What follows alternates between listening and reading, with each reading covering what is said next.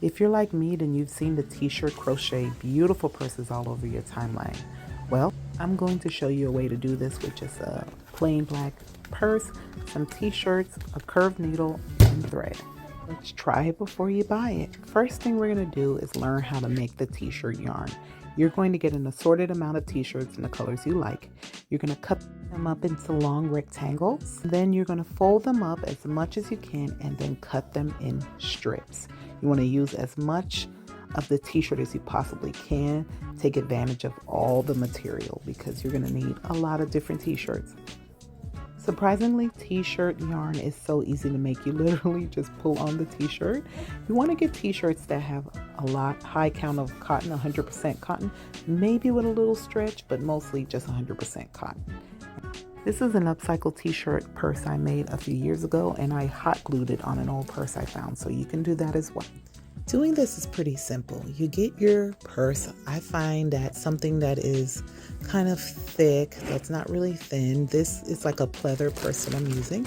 I have all my pre-cut t-shirt strips. And what you're going to do is you're going to stick your needle from the inside of the purse, and then you're going to push it outward. And that's how you're going to start. So from the inside, push it through so it pokes outside of the purse. As you can see, I've done a lot of threading already, and it doesn't bother me how it looks because I won't see it. So the method is you push the needle through, you get your t-shirt yarn to the length that you desire, you fold it in half, and you push the needle through that piece of yarn and pull on the thread.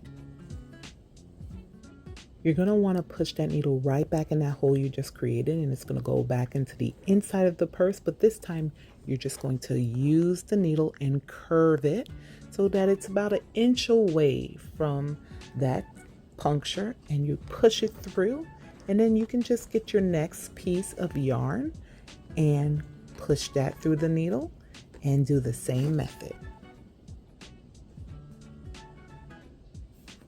And you would just keep doing the same method in rows or in columns and giving yourself maybe 1 inch or 2 space between each piece of yarn. And you just keep doing that row by row, column by column.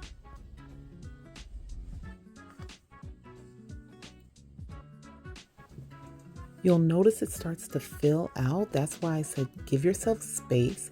Depending on the design of your purse, you may need to space it out more. You may need to keep them closer. You'll see it after you do a few rows or columns. You'll know, hey, okay, it's starting to fill up, and maybe I need to start spacing them out more. And I just examined where I need to fill in some spots. So I'm going to fill in some spots at the top because this is like a satchel style purse. And then at the bottom as well, where you'll still see that. And so I'm going to add some pieces at the bottom. I don't recommend covering the purse, every inch of the purse, with the yarn. You don't need it. You'll see after doing a few rows and columns, it'll fill out quickly. But you'll decide that once you start, depending on the purse that you find to do this upcycle on.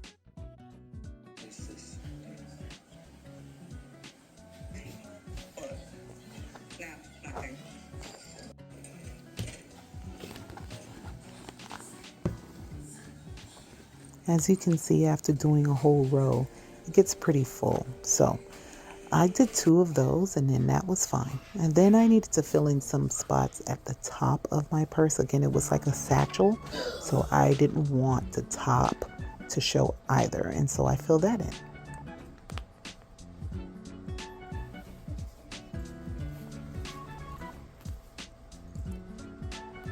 Don't be afraid to have fun.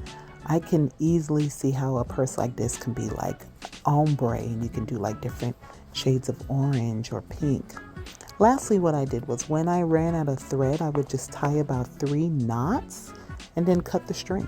And I did this for every time I ran out of thread. I would just make some knots on the inside and then cut the thread. Again, it's no Picasso in the middle, but it gets the job done. I'm obsessed with my purse. Do you hear me? I absolutely love it. It's nice and full. The only thing I needed to fix here was to trim those kind of longer pieces, and I can do that. I like the tiered look, that it has layers to it. And this is so simple, you all. Will it take some time depending on the size of your purse? Yes, it will. I did front and back, but you can only do the front if you want. You can only do a flap if you want. You know, it's up to you.